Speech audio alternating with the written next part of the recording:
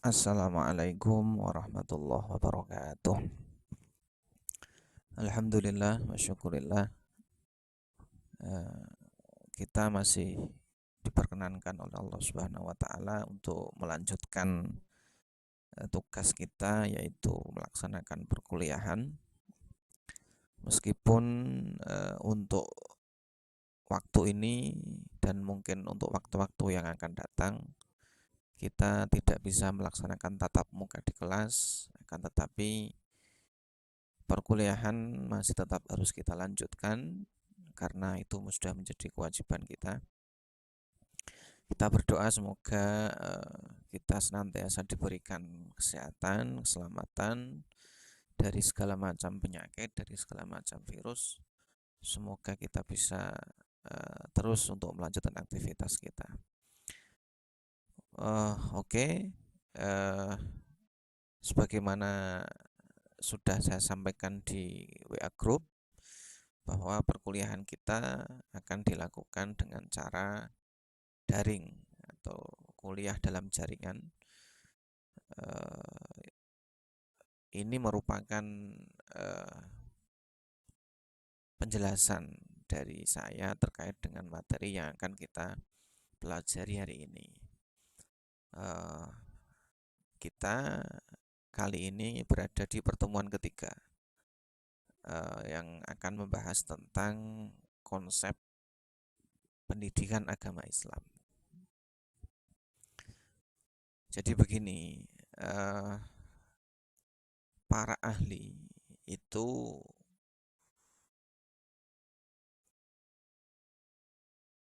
membedakan antara pendidikan agama Islam dan pendidikan Islam. Jadi dalam term pendidikan Islam, yaitu ada dua term. Term pertama yaitu term pendidikan Islam, dan term kedua adalah pendidikan agama Islam. Beberapa ahli mengatakan bahwa dua term ini artinya berbeda. Pendidikan agama Islam dan pendidikan Islam itu berbeda. Nah,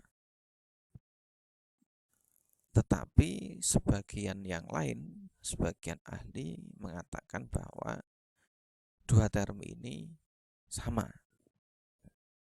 Dua term ini sama.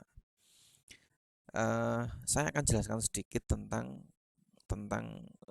perbedaan, tentang perbedaan antara PAI dan pendidikan Islam menurut mazhab yang mengatakan dua istilah itu berbeda. Jadi ada mazhab yang mengatakan bahwa PAI dan pendidikan Islam itu berbeda. Alasannya begini, pendidikan Islam itu lebih luas daripada pendidikan agama Islam. Pendidikan agama Islam berarti identik dengan pelajaran agama Islam, yang mana kita ketahui PAI itu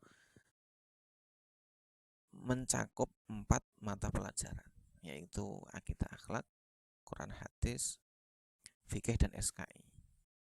Itu PAI. Sementara ketika kita mengatakan pendidikan Islam, itu cakupannya akan lebih luas. Nah, kamu bisa melihat di video ini ya. Jadi kalau pendidikan Islam itu bisa dimaknai dengan 3 perspektif, ya, tergantung dari sudut pandang yang mana.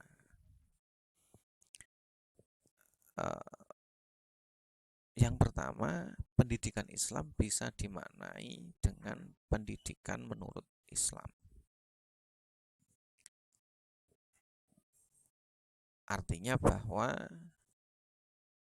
pendidikan menurut Islam itu ya adalah pendidikan berupa praktik, teori, pemikiran yang dibangun dan dikembangkan dari ajaran Islam.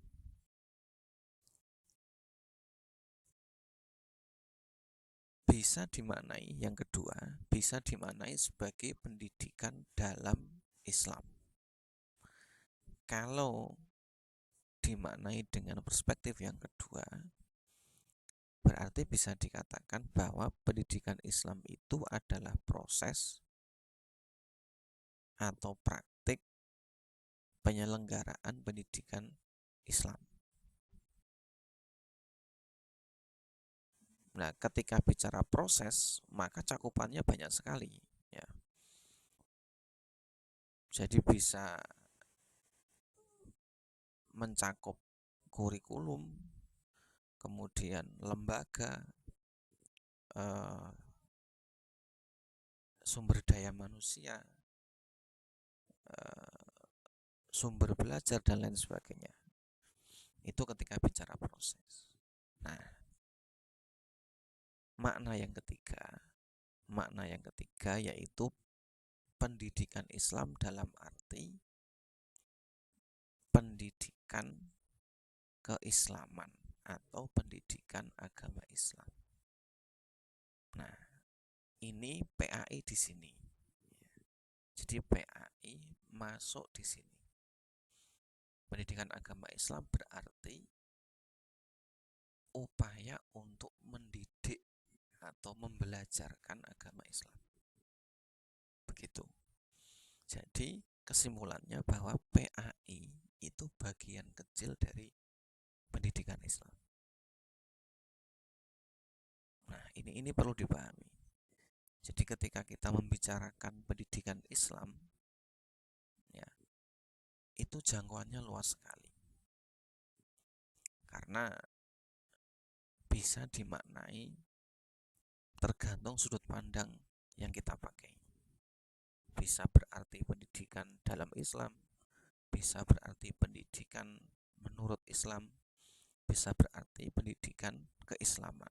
Nah, kalau PAI itu upaya mendidikkan atau membelajarkan agama Islam. Di situ perbedaannya. Nah, selanjutnya kita kembali ke konsep PAI. Nah, kita tinggalkan dulu perdebatan tentang pendidikan agama Islam dan pendidikan Islam. Kita kembali ke makna pendidikan agama Islam. Jadi pendidikan agama Islam sendiri itu secara simpel itu bisa diartikan sebagai upaya untuk mengajarkan agama Islam. Nah, tetapi jika maknanya begitu, sebenarnya istilah pendidikan agama Islam itu dilematis. Dilematis itu ya jelimet atau ruwet gitu. Karena kalau yang dimaksudkan sebagai pelajaran yang diajarkan, maka tidak seharusnya nama pelajaran itu menggunakan kata pendidikan, tapi cukup agama Islam. Coba kamu lihat mata pelajaran, nama mata pelajaran yang ada itu selalu menggunakan kata benda, bukan kata kerja. Misalnya matematika, ilmu pengetahuan alam, ilmu pengetahuan sosial. Nah, itu semuanya pakai kata benda. Yang aneh itu ya PAI. Ya, memang dari dulu PAI itu ora jelas, aneh. Mata pelajaran kok menggunakan kata kerja? Ya itu hanya PAI saja itu. Nah, makanya ya banyak pakar yang sebenarnya tidak setuju dengan istilah PAI itu. Ya tapi karena sudah terlanjur jadi nomenklatur, ya akhirnya tetap dipakai. Nah, itu sekedar wawasan saja ya. Oke, kita lanjutkan. Nah, pendidikan agama Islam ya, kalau kita merujuk dalam istilah keagamaan, merujuk ke dalam Al-Quran maupun hadis, itu setidaknya bisa menemukan 4 istilah yang identik dengan pendidikan agama Islam. Nah, istilah yang pertama misalnya ada kata tarbiyah. Nah, ada kata tarbiyah. Kemudian taklim, takdib, dan riyadhah. Ya. 4 kata ini hampir sama tetapi berbeda. Ya. Hampir sama tetapi berbeda. Saya kira untuk penjelasannya, kemudian pendalamannya sudah bisa dibaca di buku. Ya. Saya hanya ingin menekankan bahwa keempat istilah ini itu cocok untuk dipakai dalam pendidikan agama Islam. Baik tarbiyah, taklim, takdib atau riyadhah itu sesuai dengan definisi pendidikan agama Islam. Akan tetapi, nah ini tergantung kita mengikuti siapa. Kalau di Indonesia pendidikan itu diterjemahkan dengan istilah tarbiyah. Makanya ada istilah fakultas tarbiyah. Ya. Kalau di kampus Timur Tengah misalnya, di beberapa kampus Timur Tengah itu beberapa ada yang menggunakan kata taklim. Jadi kuliatut taklim, bukan kuliatut tarbiyah. Itu. Nah, ini tergantung pemanaan saja. Akan tetapi ketika kita lihat secara mendalam ya,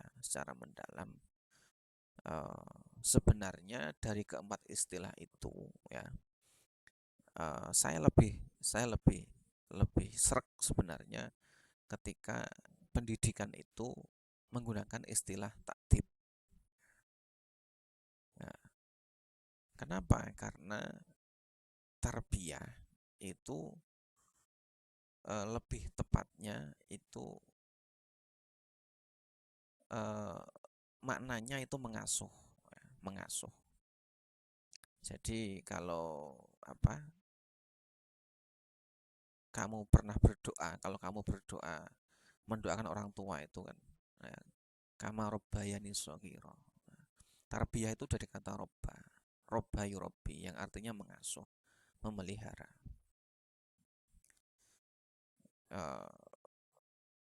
Lebih ke pertumbuhan sebenarnya. Itu kata tarbiyah. Sementara kata taklim, nah taklim itu lebih identik dengan transfer of knowledge ya. Mengajar.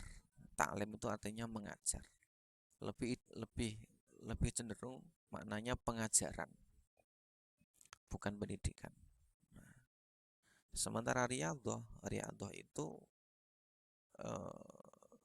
maknanya lebih cenderung pada belajar ya, belajar mandiri, belajar sendiri. Karena riyadhah itu artinya berlatih, latihan sendiri secara mandiri. Nah, sementara takdib itu dari kata adabayu adibu, artinya itu tata krama atau adab. Nah, sementara kita tahu bahwa tujuan utama PAI itu adalah mencetak generasi yang beradab, ya, generasi yang berakhlak. Maka takdib sebenarnya lebih cocok untuk istilah PAI menurut saya. Tapi karena ya begitu, istilah itu tergantung siapa yang memilih dan siapa yang menggunakan. karena sudah terlanjur pakai kata tarbiyah misalnya atau pakai kata taklim misalnya. Jadi ya sudah populer dan sulit untuk dirubah. Tapi kalau kalau secara definisi itu takdib lebih cocok. Nah, itu tentang asal muasal pendidikan Islam dalam Al-Quran dan hadis. Jadi 4 istilah itu bisa kita temukan dalam Al-Quran dan hadis yang maknanya identik dengan PAI. Begitu. Nah, selanjutnya perlu saya sampaikan bahwa PAI ya, sebagai sebuah mata pelajaran, ya, sebagai sebuah materi, ini berbeda dengan pelajaran yang lain. Di buku sudah saya sampaikan itu, tetapi perlu saya tegaskan supaya kalian benar-benar paham bahwa posisi kita, ya, posisi kamu nanti sebagai guru PAI itu sangat berbeda dengan guru yang lain. Ya, karena karakteristik PAI memang berbeda, ya, memang berbeda dengan mata pelajaran yang lain. Nah, di buku itu ya, sudah saya sampaikan di subbab yang keempat ya, tentang karakteristik PAI. Jadi dari sisi materi misalnya, ya, materi pembelajaran yang diajarkan di kelas itu, ya, PAI itu sendiri isinya itu tidak hanya pemikiran manusia, tidak hanya teori, ya, tidak hanya konsep, tapi lebih dari itu. Materi PAI itu mengandung ajaran-ajaran suci, ya, ajaran-ajaran suci yang kebenarannya tidak boleh diragukan. Nah, itu yang membedakan dengan materi yang lain. Ketika kita bicara sosiologi misalnya, teori sosial atau teori biologi itu bisa salah karena itu temuan manusia. Ya, misalnya kemarin pernah saya singgung teorinya Darwin tentang evolusi, bahwa manusia itu berasal dari kera. Itu kan sudah dibantah dan sudah itu kan salah ya. Karena ada penelitian lain yang membantah itu. Jadi teori evolusi itu sudah jelas kesalahannya. Itu kalau teori. Contoh lain misalnya tentang bumi. Ya. Orang dulu ya, ada ilmuwan yang pernah mengatakan bumi itu datar, misalnya, dan itu dipercaya oleh bangsa Romawi sampai akhirnya kemudian Galileo Galilei itu menemukan teropong yang kemudian dia berhasil membuktikan bahwa bumi itu bulat. Berabad-abad lamanya manusia percaya bumi itu datar. Ya, bumi itu datar. Bahkan sampai gereja itu membunuh siapa saja yang mengatakan bumi itu bulat. Nah, hingga akhirnya Galileo Galilei berhasil membuktikan itu dan gereja masih tidak terima. Akhirnya dia itu kan matinya dihukum, digantung. Nah, ini contohnya. Jadi materi PAI itu kebanyakan adalah materi-materi yang diambil dari Al-Quran dan hadis, yang kebenarannya itu qat'i atau pasti. Artinya ketika kita mengajarkan PAI kepada siswa kita, maka kita juga harus meyakinkan mereka bahwa Al-Quran dan hadis itu mutlak kebenarannya.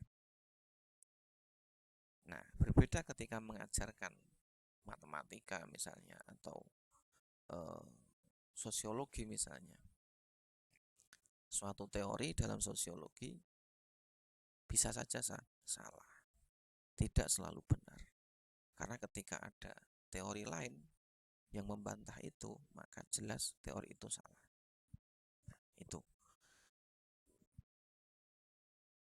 Itu dari sisi materi. Nah, ini yang apa namanya? eh, kita harus kerja keras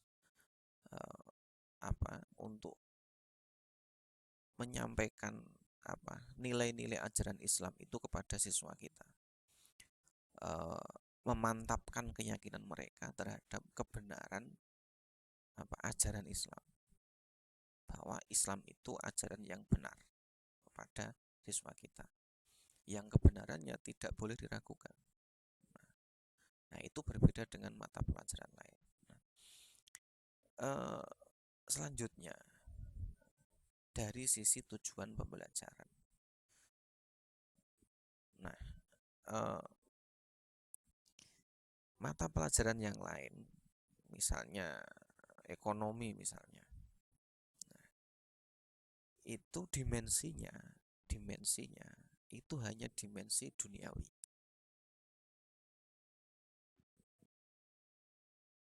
Ekonomi hanya untuk menyelesaikan masalah duniawi.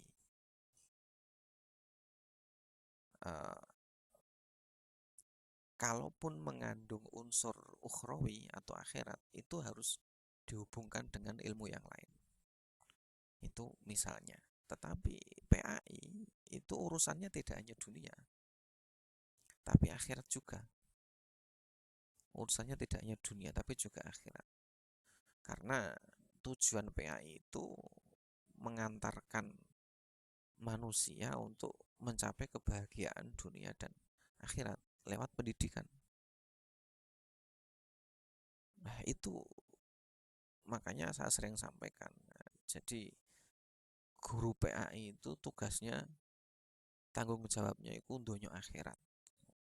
Tidak hanya di dunia tapi di akhirat. Karena memang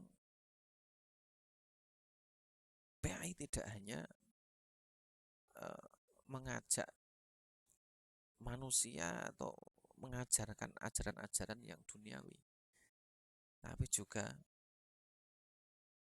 cara bagaimana supaya manusia itu bahagia di akhirat. Begitu. Selanjutnya,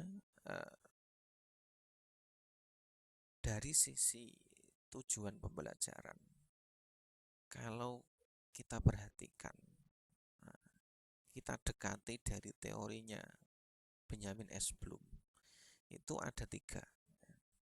Ada kognitif, kemudian psikomotorik, dan afektif. Nah, mata pelajaran matematika misalnya, ya,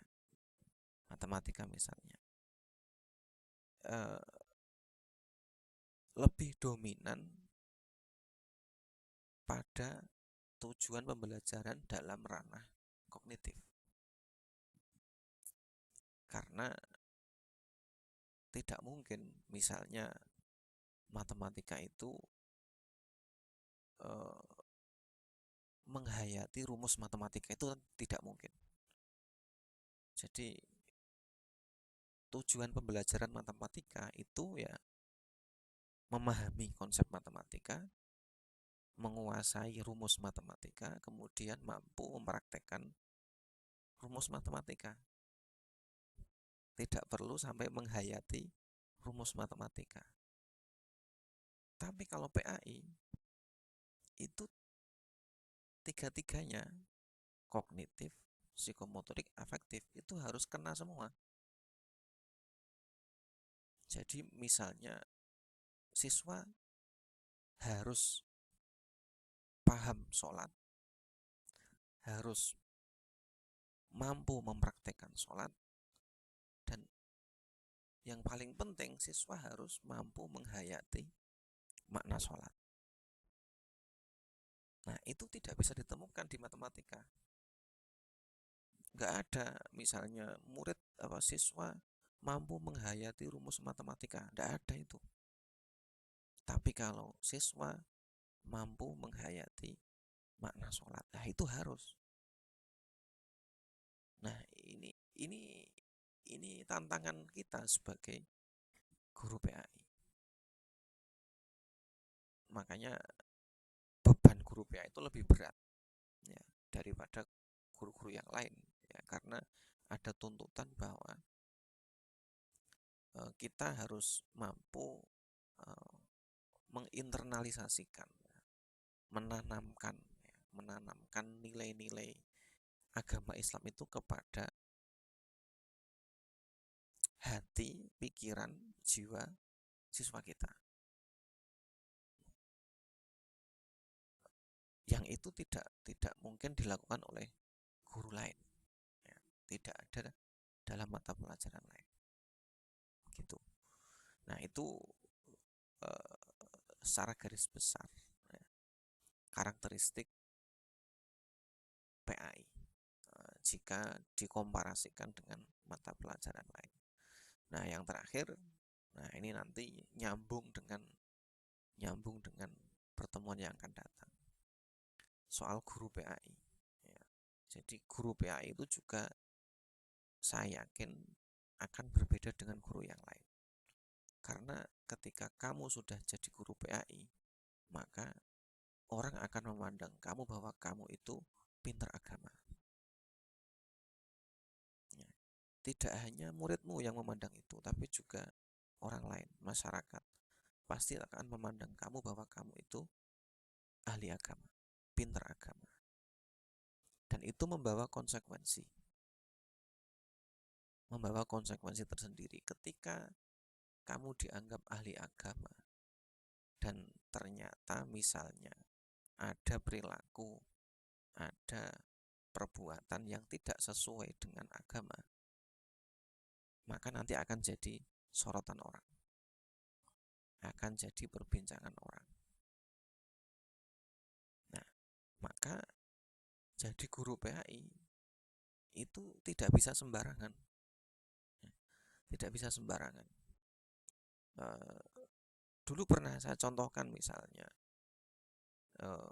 kalau mungkin itu guru-guru lain, guru mata pelajaran umum misalnya, itu kalau di rumah itu misalnya tidak pakai jilbab, ngajar di SMA tidak pakai jilbab di rumah, itu mungkin masyarakat tidak begitu memandang miring ya. Tapi kalau misalnya kamu itu guru PAI, ngajar di SMA atau di madrasah, ketika di rumah kemudian kedapatan tidak pakai jilbab misalnya, atau yang cowok misalnya di rumah itu pakai pakaian yang tidak sopan misalnya, itu pasti nanti akan jadi perbincangan orang lain. Nah, itu berbeda dengan guru-guru lain. Nah, itu selalu saya sampaikan di kelas bahwa menjadi guru PAI itu tanggung jawabnya dunia akhirat. Maka kamu yang sudah terjun ke PAI ya, semoga kamu tidak tersesat di PAI. Sudah memutuskan untuk terjun ke PAI, bagaimanapun juga harus kamu lanjutkan, karena itu nanti yang akan menjadi ladang pengabdian kamu untuk agama dan masyarakat. Nah, siapa tahu karena kamu jadi guru PAI ya, itu justru nanti yang akan menjadikan kalian nanti bisa masuk surga pertama kali, seperti yang pernah saya ceritakan. Semoga saja, amin Allahumma amin. Oke, saya kira sampai di sini penjelasan saya. Nanti misalnya membutuhkan diskusi atau respon atau pertanyaan, silakan bisa lewat WA group nanti akan dijawab oleh pemateri. Jika sudah melambaikan bendera putih, nanti saya baru akan muncul. Saya kira begitu ya. Sampai di sini dulu penjelasan saya. Semoga semuanya sehat sehingga bisa mengikuti kuliah meskipun lewat kuliah online. Tetap belajar di rumah, tetap semangat, selalu jaga kesehatan, sehingga semoga saja nanti kita bisa berjumpa lagi di dalam kelas sehingga bisa menyelesaikan kuliah kita dengan baik. Saya kira begitu, kita akhiri. Wallahu muwaffiq ila aqwamit thoriq. Assalamualaikum warahmatullahi wabarakatuh.